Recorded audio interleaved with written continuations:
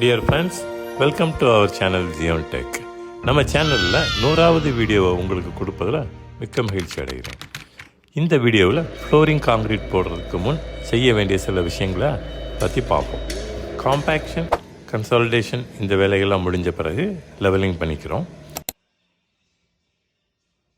Concrete போடுற தளத்துல எதுக்காக சார் கோடு போடுறாங்க?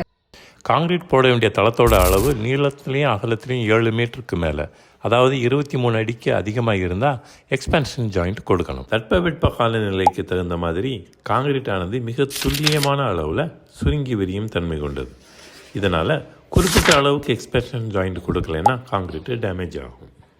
இதை தவிர்க்கணும்னா நாம் தளத்தை சமமான அளவாக பிரித்து 2 பாகமாக காங்கிரீட் போடணும். இந்த படத்தில் இருக்கிற மாதிரி பிரித்து பலகையால் சென்ட்ரிங் அடிச்சிருக்கோம். சார், இந்த பேப்பர் விரிக்கிறாங்களே சார், இது என்ன பர்பஸ்க்காக? காம்பேக்ஷன் செஞ்ச தரையில் நேரடியாக காங்கிரீட் போடக்கூடாது.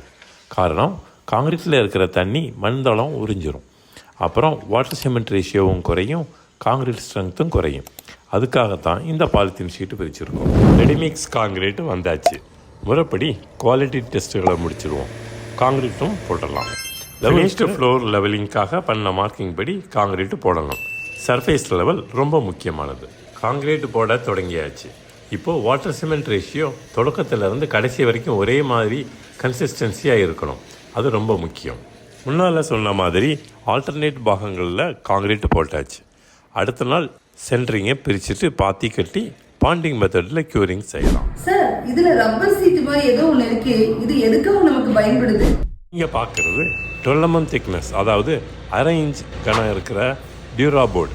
இது எக்ஸ்பென்ஷன் ஜாயிண்ட்டுக்காக யூஸ் பண்ணுறோம். காங்கிரீட் திக்னஸ் அளவில் கட் பண்ணி எடுத்த இந்த போர்டை சுவத்தில் வச்சு ஆணி அடிச்சுக்கிறோம். எதுக்குன்னா சுவரும் காங்கிரீட்டும் தனித்தனியாக இருக்கணும், ரெண்டும் கான்டாக்ட் ஆகக்கூடாது. அந்த காரணத்துக்காக தான். இப்போது 2வது பாகத்தில் உள்ள ஏரியாவுக்கு நம்ம காங்கிரீட் போட்டுக்கிட்டு இருக்கோம். இதில் முக்கியமாக கவனிக்க வேண்டியது, ஃபஸ்ட் பார்ட்டும் செகண்ட் பார்ட்டும் இருக்கிற ஃபினிஷிங் லெவல் ஒரே மாதிரியாக இருக்கணும். இப்போது 2வது பாகமும் காங்கிரீட் போட்டாச்சு.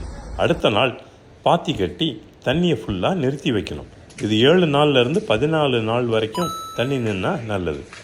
இந்த முறையை பயன்படுத்தி காங்கிரீட் தளம் போடும்போது தரமான உறுதியான தளமாக இது அமையும். இந்த வீடியோ பிடிச்சிருந்தால் லைக் பண்ணுங்கள், ஷேர் பண்ணுங்கள். தொடர்ந்து இது மாதிரியான வீடியோக்களை பார்க்கணுன்னா சப்ஸ்கிரைப் பண்ணுங்கள். தேங்க்யூ ஃபார் வாட்சிங்.